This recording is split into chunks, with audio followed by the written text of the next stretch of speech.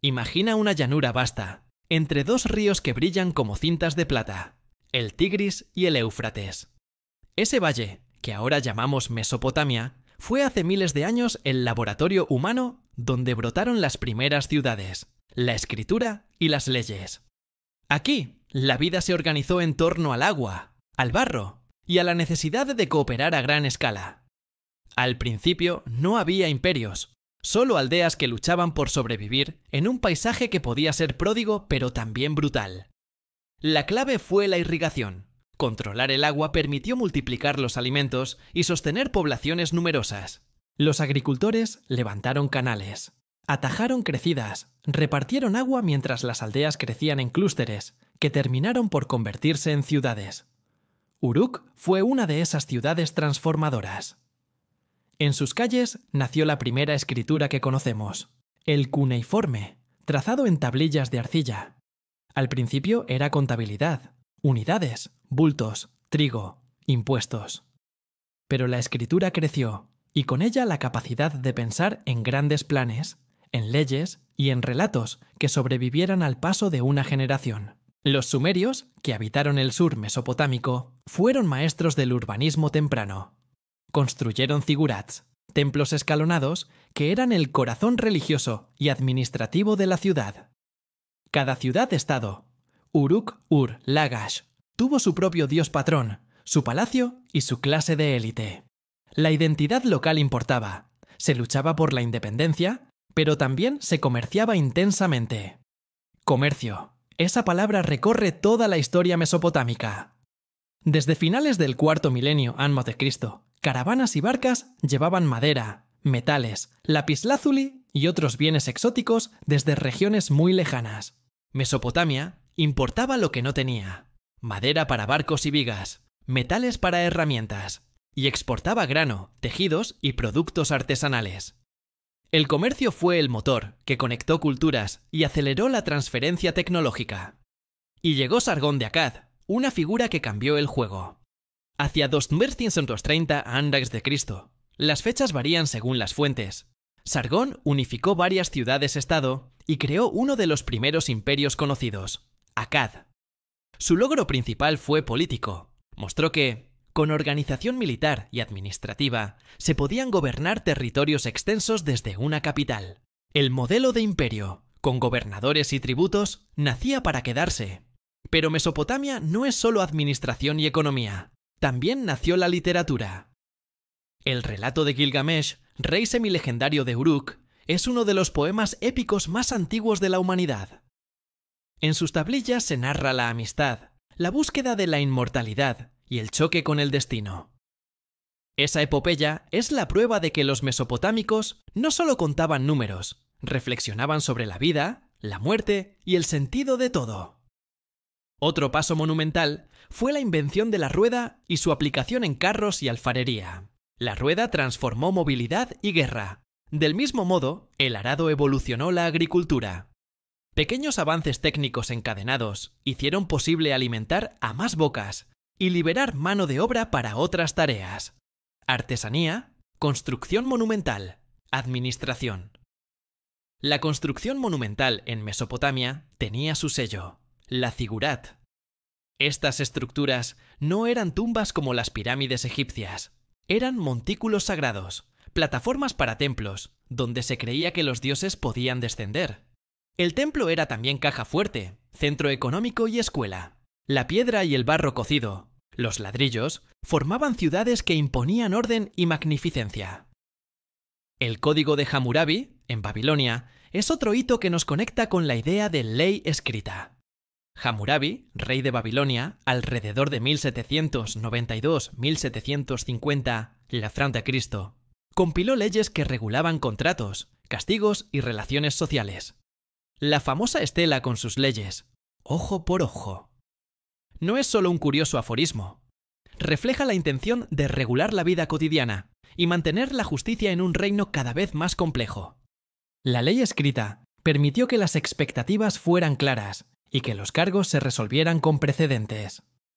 Mesopotamia fue también un semillero científico. Los sumerios y babilonios dominaron un sistema numérico en base 60, que aún hoy influye. 60 segundos, 60 minutos, 360 grados. Su astronomía era práctica. Observar los cielos ayudaba a predecir crecidas, estaciones y tiempos de siembra. Los sacerdotes astrónomos anotaban movimientos de planetas y estrellas en tablillas que luego servirían de referencia durante siglos.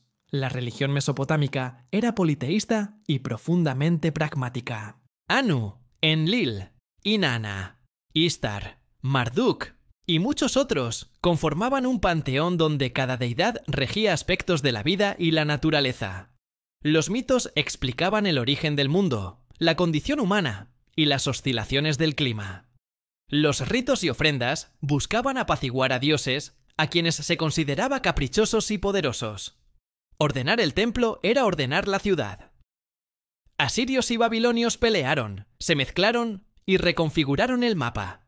Los asirios, famosos por su maquinaria militar y su ferocidad, construyeron ciudades como Nínive con palacios decorados por relieves que mostraban batallas y cacerías. Su administración era eficiente. Carreteras, mensajería y un aparato estatal capaz de movilizar recursos con rapidez. El neobabilónico trajo a figuras memorables como Nabucodonosor II. Bajo su reinado, milenio I a.C., Babilonia resplandece. Murallas, jardines, los célebres jardines colgantes, cuya existencia real está debatida pero no deja de ser parte de la leyenda. Y una capital impresionante que se volvió símbolo de riqueza y poder. La historia de Mesopotamia es una mezcla de hechos arqueológicos y mitos que la tradición no deja separar del todo. La guerra y la diplomacia fueron caras de una misma moneda. Tratos, matrimonios dinásticos, envío de regalo y coaliciones marcaron la política exterior. Al mismo tiempo, la tecnología bélica, carros, armaduras, evolucionó, cambiando la dinámica de la conquista y la defensa. La vida cotidiana en Mesopotamia nos llega a través de miles de tablillas.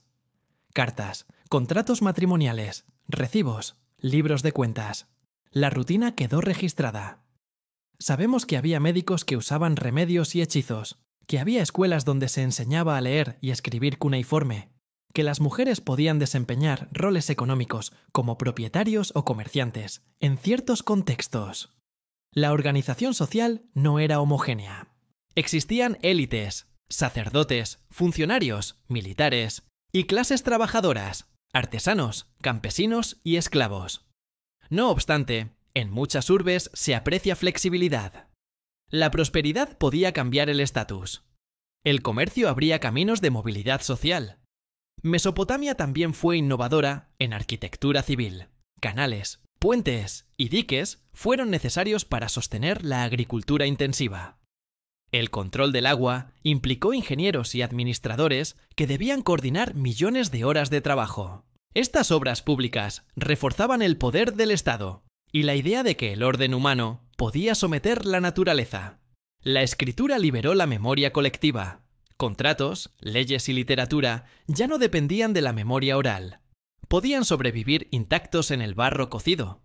Esto alimentó una cultura que miraba hacia atrás y hacia adelante. Los sabios leían tablillas antiguas, copiaban textos y enseñaban a las nuevas generaciones. Cuando pensamos en Mesopotamia, también debemos recordar su final. Fue un mosaico de reinos que tras siglos de prosperidad y conflicto, cayeron ante nuevos poderes. Los persas, bajo Ciro el Grande, incorporaron Mesopotamia en el siglo VI Niramprastis de Regizto. Antes, Alejandro Magno habría de adoptar sus ciudades y cultura. Pero incluso en el ocaso, la herencia mesopotámica perduró. Leyes, astronomía y escritura influyeron en civilizaciones posteriores. Hay detalles que enganchan al público porque son profundamente humanos.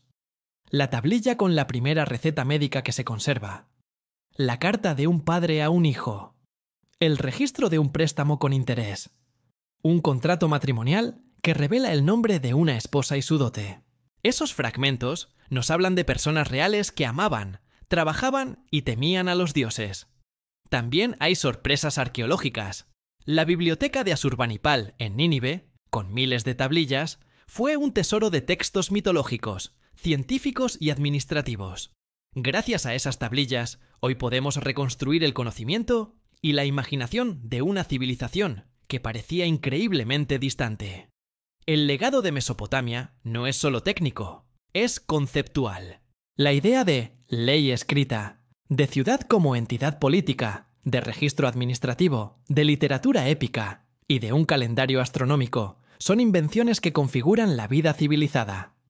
Todo eso arrancó en una llanura entre ríos, donde el barro se convirtió en tablilla y la necesidad en institución. Si quisieras visualizar este guión en video, imagina escenas que alternen lo íntimo y lo monumental. Una tablilla humedecida por un escriba. El zigurat recortado sobre el amanecer. Caravanas trayendo cedro desde el Líbano. Un mercado con trueques. Sargón recibiendo delegaciones. Soldados asirios marchando. Una escuela donde los chicos aprenden a escribir. Una mujer firmando un contrato. La biblioteca de Nínive repleta de estanterías de barro. Cada imagen debe recordar que Mesopotamia fue, sobre todo, una obra colectiva. Sus logros no se deben a un solo héroe, sino a la acumulación de decisiones, pruebas y transmisiones entre generaciones. Mesopotamia nos deja una lección clara. Cuando las sociedades resuelven problemas prácticos, cómo regar un campo, cómo distribuir el agua, crean sin proponérselo instituciones culturales que transforman la experiencia humana. La cuna de la civilización nos enseña que las grandes invenciones son, muchas veces, la respuesta a necesidades cotidianas.